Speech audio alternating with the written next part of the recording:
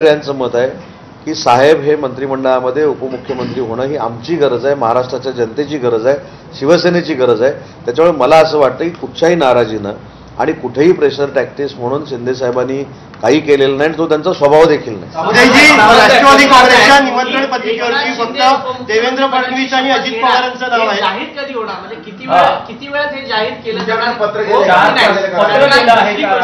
मला असं वाटतं मगाशी असं आहे की राष्ट्रवादीने जी पत्रिका छापली स्वतःची पक्षाची, त्याच्यात एकनाथ शिंदेचं नाव नाहीये.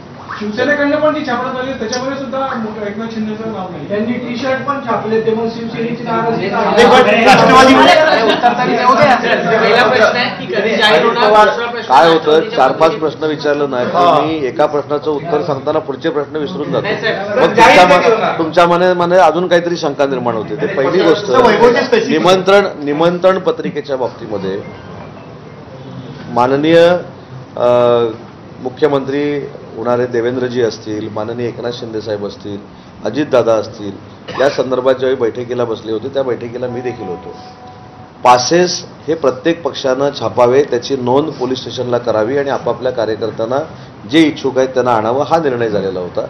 त्याच्यामुळे एनसीपीनं जे छापलेले आहेत त्याच्यामध्ये जर अजितदादांचं नाव टाकलेलं आहे आणि आम्ही हा फॉर्मॅट शासनाचा फॉर्मॅट म्हणून वापरलेला आहे. बघा तुम्ही, शिवसेनेनं जी निमंत्रण पत्रिका छापलेली आहे शासनाचा फॉर्मॅट आहे. त्याच्यामुळे एनसीपीने असं केलं, आम्ही असं काय केलं नाही, याच्याबद्दल काही मला अर्थ आहे असं वाटत नाही.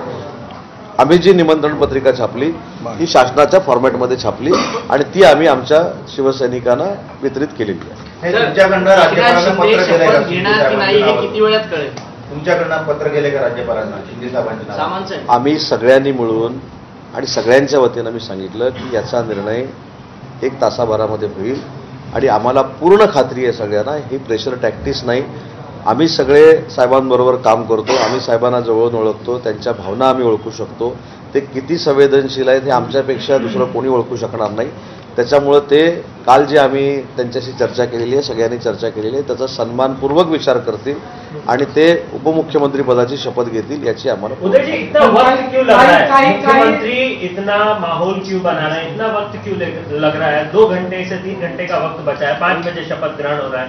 अभी तक आप लोग डिसाइड नहीं कर पा रहे कि मुख्यमंत्री उप मुख्यमंत्री का शपथ होना है. पार्टी में क्या करना है क्या नहीं करना है ये सब बैठ के हम तय करते हैं और बाद में शिंदे साहब को हमने बताया है, हमने बोला है कि आप ही उप मुख्यमंत्री होना चाहिए. अभी ठीक है, हो जाएगा ना. एक शपथ और भी मिनिस्टर्स क्या शपथ लेंगे या सिर्फ 3 ही जो है शपथ लेने वाले? अभी तो चौथा कौन लेने वाला है किसी भी पता नहीं है. अगर आपको क्या स्टैंड है? आप मंत्री पद की शपथ लेंगे अगर सीएम नहीं बनते, सीएम नहीं बनते, तर जे अन्य आमदार आहेत ते सुद्धा एकनाथ शिंदेसारखी काही मोठी भूमिका घेऊ शकतात का? नाही, एक पहिले लक्षात घ्या की ही आमची भावना आहे स्पष्ट. आपण थोडंफार प्रत्येक गोष्टीमध्ये राजकीय दृष्ट्या बघण्यापेक्षा थोडं इमोशनली देखील बघणं गरजेचं आहे, थोडं भावनिक देखील बघणं गरजेचं आहे.